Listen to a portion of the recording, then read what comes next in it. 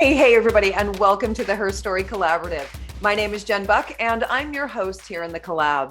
Now, I'm all about advocating, activating, and amplifying high-performing women, and that's what the HERstory Collaborative is all about. Trailblazing women who are changing their little corner of the world. Now, my guest this week is Tricia McKenna.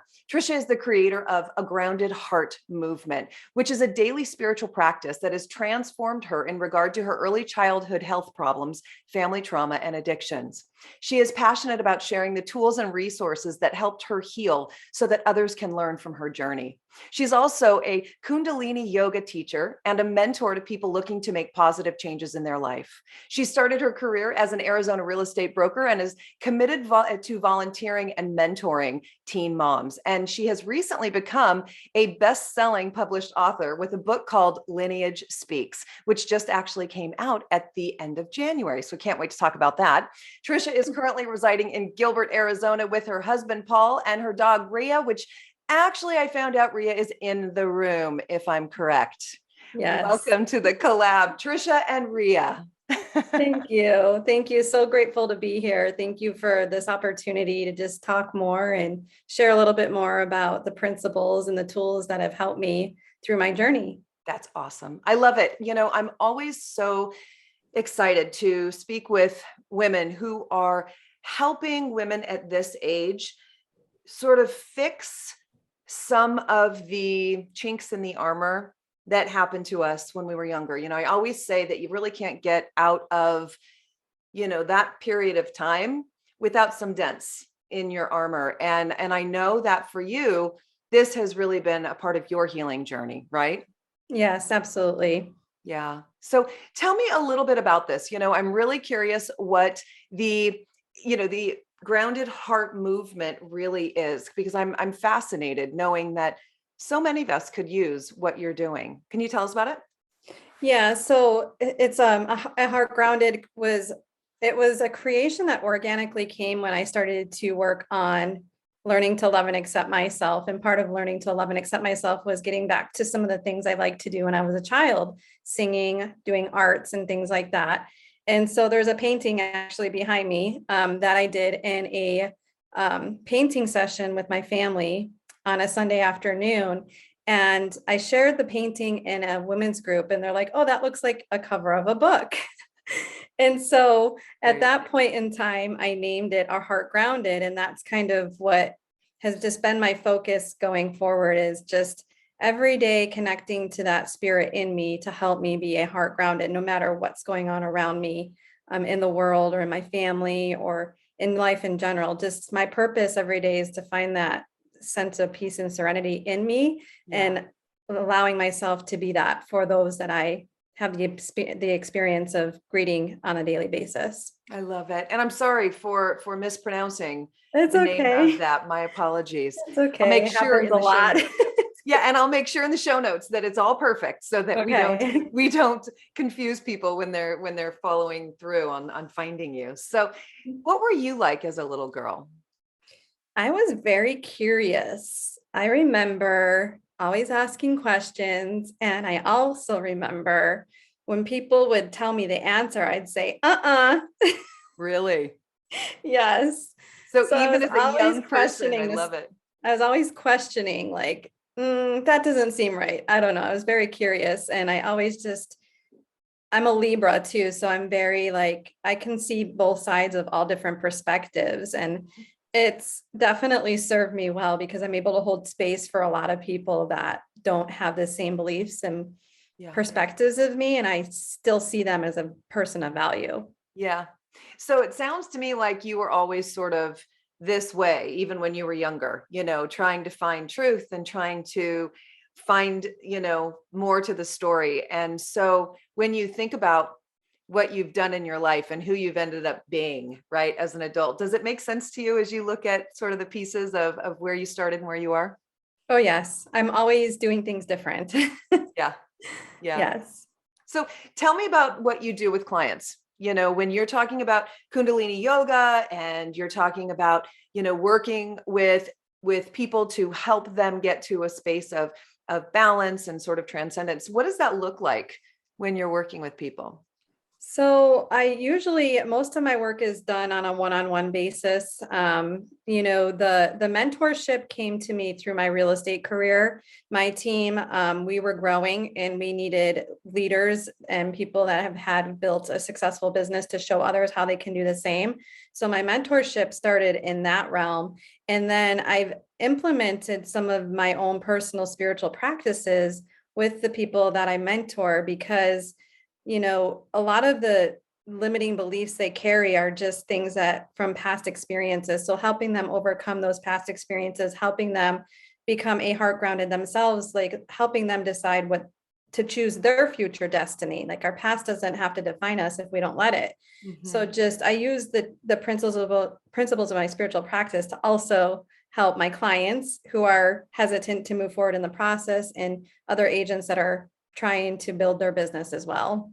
Nice. Nice. So what do you love about it? I love how fast you can see a change in somebody. Yeah, I bet. And I think that that's actually really, really good sort of information for people to take in, because I think when people are hurting or they're caught up in their patterns of what seems normal to them and what has always been, that sometimes they can't, one, imagine getting out, but then two, it's scary to think about, like, how long is this going to take for me to break the patterns, right? Or how long is it going to take for me to get through this? And so I love that. I love that people are surprised that it's quick, and that you're surprised that you like seeing how quick it can be for people. Yes, absolutely. It's just a shift of perspective. And once we nail down that thought pattern that is holding them back, asking them if they're willing to see it differently, and then offering them a new thought pattern and a new way of seeing it, it's just, if they're willing, it happens quick, but they have to be willing. Yeah. Yeah. So when it's hard for people going through this process, how do you keep them fighting? Because I know that for me, there are times when it seems that something's insurmountable, whatever that might be, right? It can be procedural in work, or it can be emotional in nature for what I've gone through, or what I'm trying to get through. And so how do you keep people focusing on that true north so that they know it's worth it, A lot of times it comes down to asking deeper questions. It's that reflecting and clarifying in conversation with them. If they say they want something, asking more questions about what is it that they want, and getting to the root and the feeling that they're seeking, and helping them understand how they can get to that feeling quicker, like right in the moment. And that's really what it is, right? I remember, oh gosh, it's been years ago now, but when, this is a good marker in time to kind of identify when this was, because it wasn't decades ago, but it was years ago when the Me Too movement happened.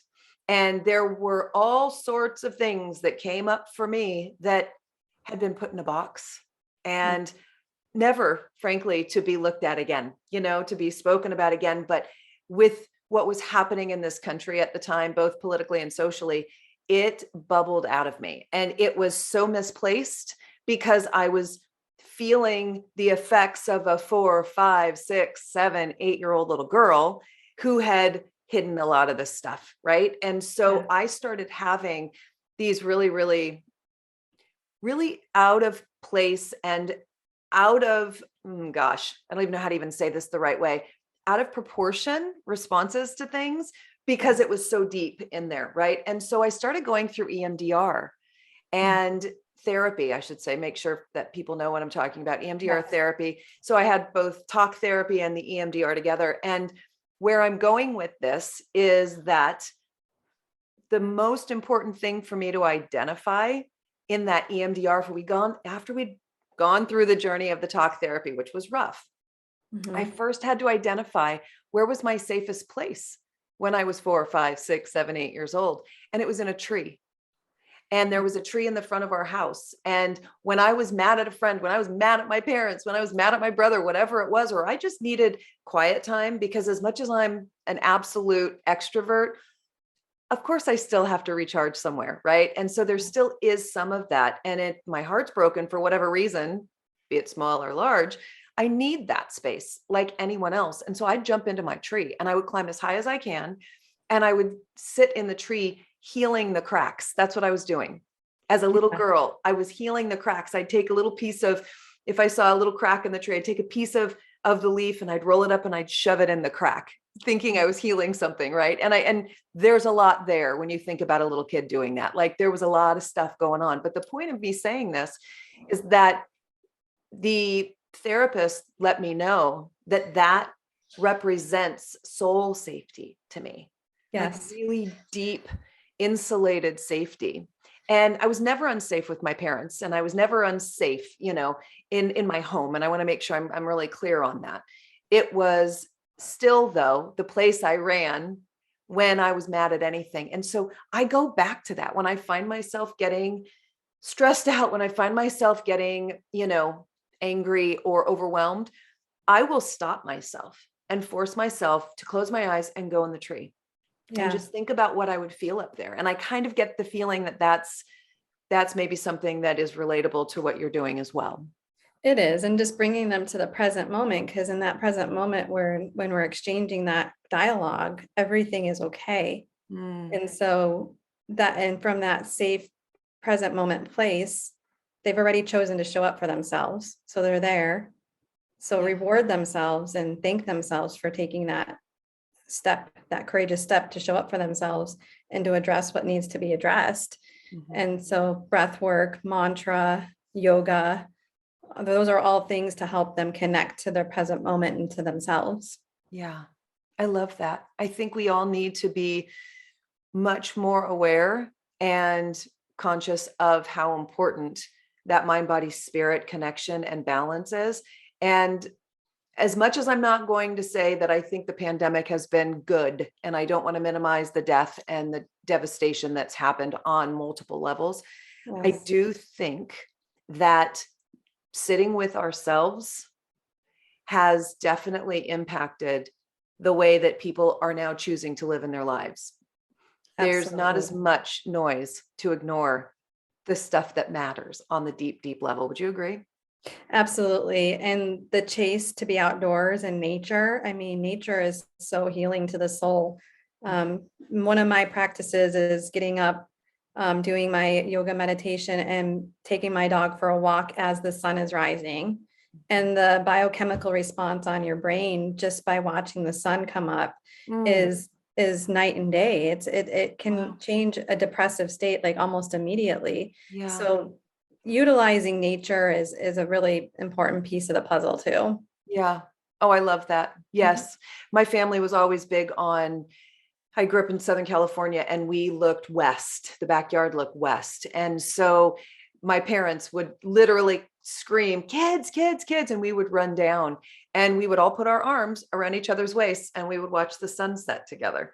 And it was just a thing. And so throughout my adult life, it's funny when I stop, oh my gosh, look, when there's a sunset, people are always like, yep, they happen every day. Like but for me, it's something that is grounded in something much deeper and more intimate, to me as a human being with my family and all of that. But I love that idea. I love it.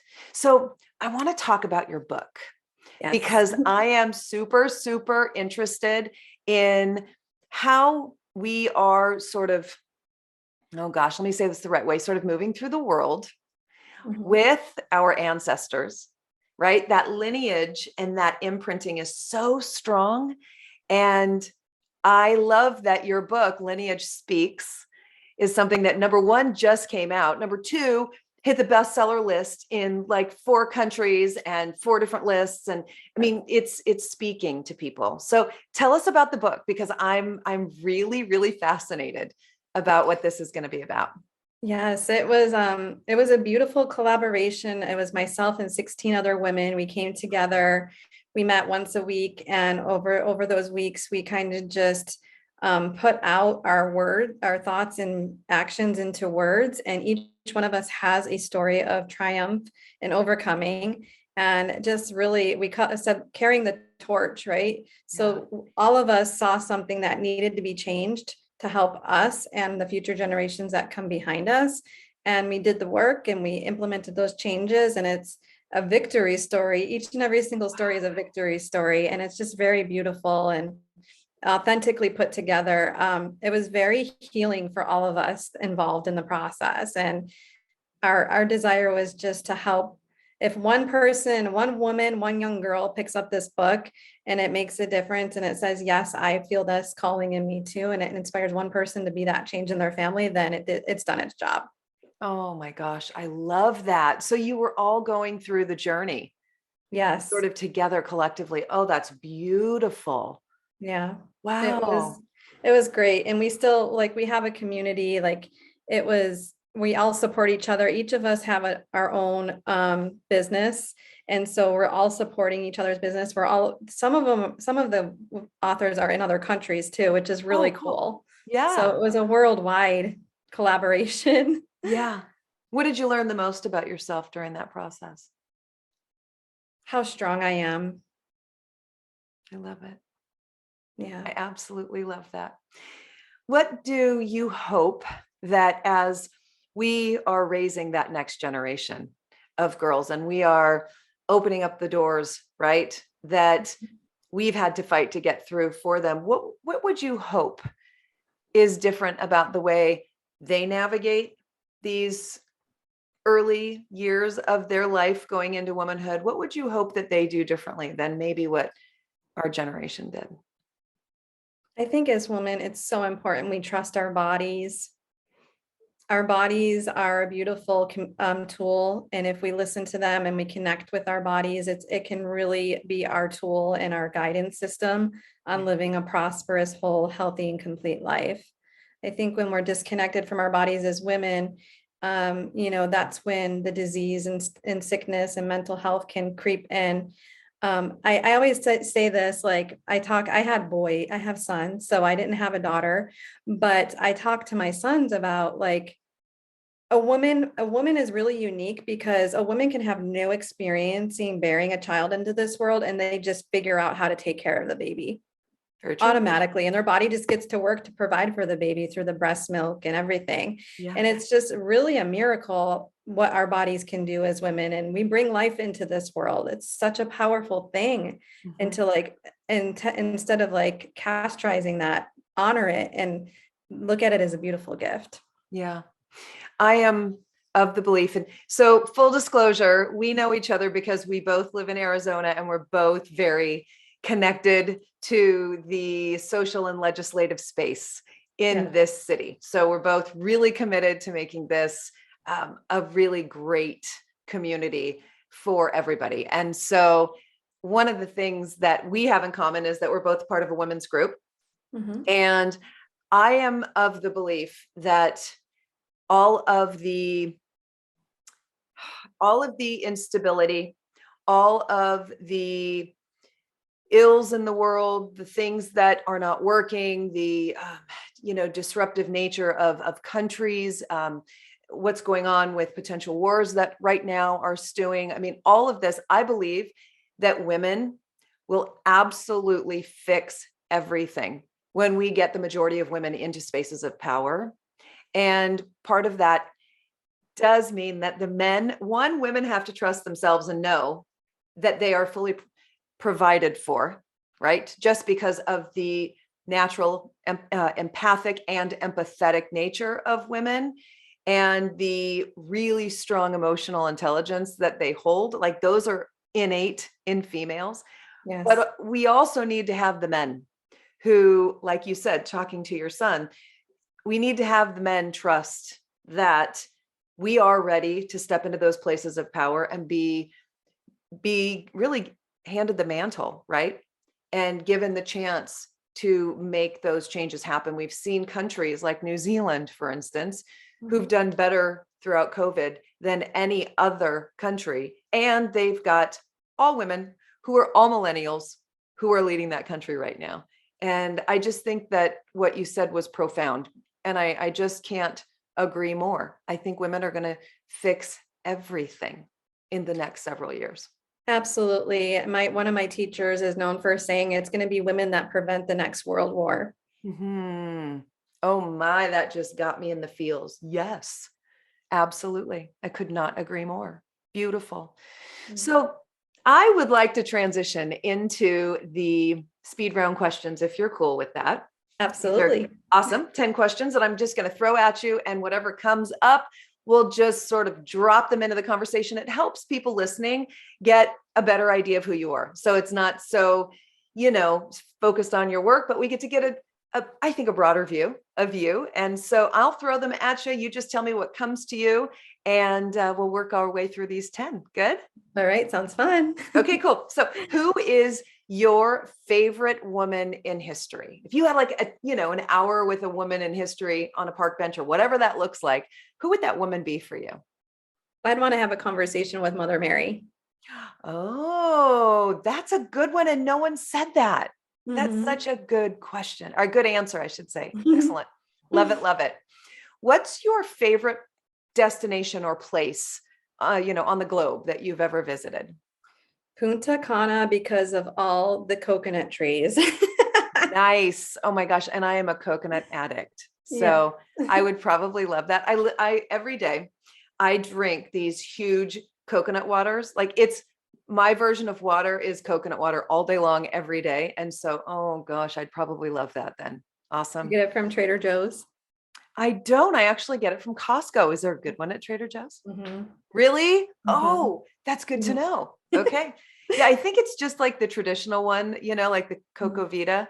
Mhm. So I'll have to look at Trader Yeah, Joe's. Trader Joe's has a big one for $2.99. Oh, okay. Yeah, we get them in the big one, the big thing. So I'll have to figure out what that is packages, but okay. Thank you for that. Thanks for You're the tip. welcome. So what would be your sort of, let's say, nonprofit of choice or charity of choice if you were given $1,000,000 and you had to donate it to a cause? Who would that be for you? I would love to create, if it doesn't already exist, some sort of sustainability teaching the next generation how to grow their own food and Mm, build sustainable housing. As a real estate agent, I am super passionate about making sure that people have accessibility to housing. mhm. It's such a hot topic right now. And so I would focus on sustainability with housing and urban farming. Excellent. Love. I moved here to Arizona maybe 10 years ago, 10 years actually ago, from Southern California. And we were living in this, it's hard to explain, but it's like a house in the front and then it was probably a really massive garage for 4 cars, but then it was made with like a mother-in-law quarter at the top, but then they made everything into these 4 apartments, right?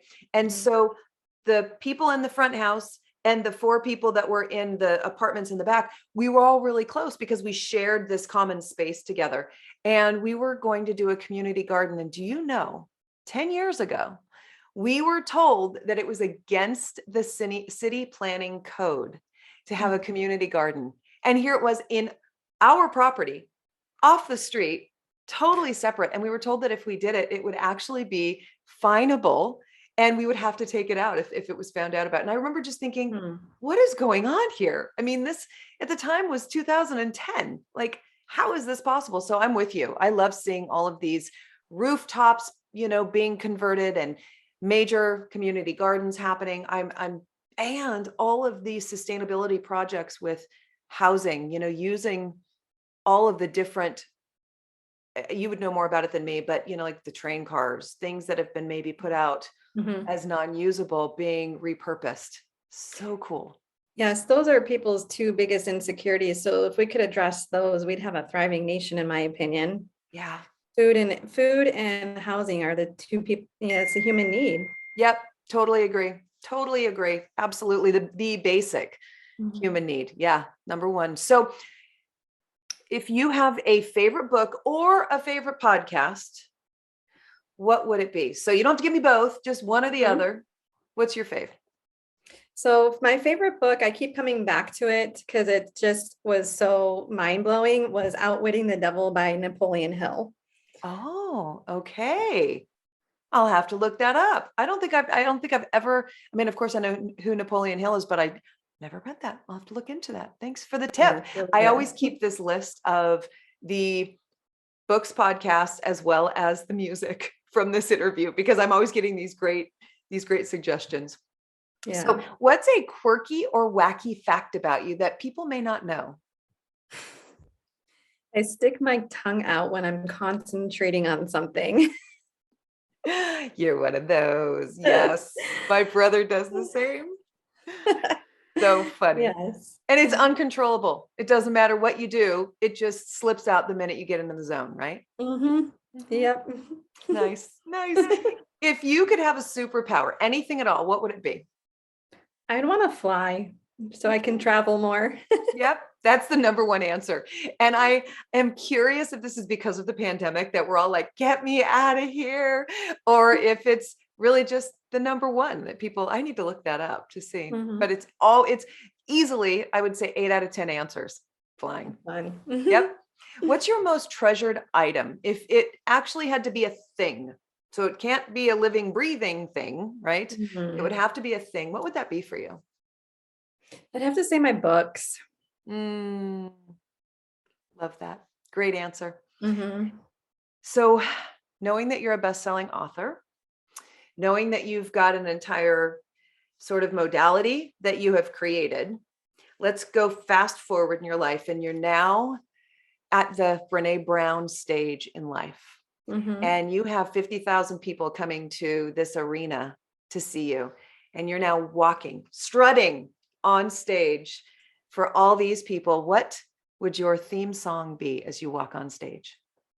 I love it. It pumps me up every time I hear it. Is Just Like Fire by Pink. Oh, okay. Why is that not coming to me right now? I'll have to look that up. Yeah. That's not coming to me, but I love all things pink. So, Yeah. yeah. So, what is one thing you want to accomplish before you're done working? Like there's a big goal that you want to accomplish. What would that thing be for you? I just want to help as many people as possible set themselves free so they can achieve their dreams and their goals. And, if there's been so many women I talk to, they're like, oh, someday, someday, someday, why not it be today? And so I just want to help as many people as I can, whether it's through their housing needs or helping them come back to that place of centeredness where they can learn to love and accept themselves again. Yeah. I just want to help as many people as I can. Love it. Love it. What's the best word to describe you, Tricia? I'm going to go with grounded. Perfect. Yes. Absolutely perfect. And even if someone's listening right now, I think they would get that also. Yeah. Had you not told us about the painting and the project and all of that. So perfect word. Totally perfect. Thank you. So last one, finish this sentence for me. When I'm really, really old, I hope to see. I hope to see my sons. I have 4 because we have a blended family. I would like to see all my sons with their significant others and their kids getting together and just celebrating and dancing and laughing and being really happy. That's a beautiful answer. That is a beautiful answer. And I bet your house is a blast during holidays with all those boys. It can be. Yeah. Yeah. That's very cool. Yeah. So Tricia, where can people find you? I'm sure they're going to want to know how to get their hands on your book, where to find you, to possibly work with you. Can you give us website links, socials, whatever? Where can they find you? So on Instagram, I'm under heartgrounded.com. Lineage Speaks is on Amazon. It's available in an ebook and hard or paperback. And also I'll be teaching a Kundalini Yoga workshop at Gilbert Yoga on February 20th. And that is at 2:30. So they can come there. It's going to be pay at the door. So come as you are and come unwind and relax and meet some fabulous people in the community. Nice. I love it. And I'll make sure to link all of these things so that it's just a simple link for people to, jump and follow you and connect with you. And hopefully we can build some new relationships. I'm all about increasing the circle and making sure that we're doing our best to rise together. I mean, that really is what it's all about for me. So hopefully we'll get some people coming your way so you can increase your circle as well. Thank you so much. You're welcome. And before we leave, I want to make sure that I give a shout out to our podcast sponsor. You're going to hear me talking about Lillian Sue with In Retrospect Writing and PR Services over the next few months, actually. Lillian is a longtime PR coach and publicist who is focused on empowering creative entrepreneurs to reach their fullest potential, to become global industry leaders. And through her strategic and personalized coaching program, in-depth PR course and campaign services, Lillian is dedicated to helping creative entrepreneurs build strong and healthy PR mindsets and gain the confidence to launch successful PR campaigns.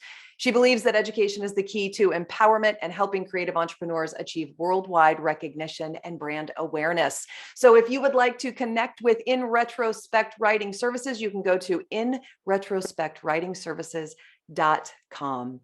With that, Tricia, I am so glad that we got a chance to do this. And, even though we have passed each other, if you will, in those social media streets, we've never actually done it this way. So Right. I'm so grateful that we got a chance to talk, and I'm so Thank impressed with all you're doing. So thank you for spending time in the collab. Yeah. Grateful to be here. Have a blessed day. Thank you. You too. And everybody else, we will see you on the next episode of the HERstory Collaborative. Take care and have a good one. Bye-bye. Bye.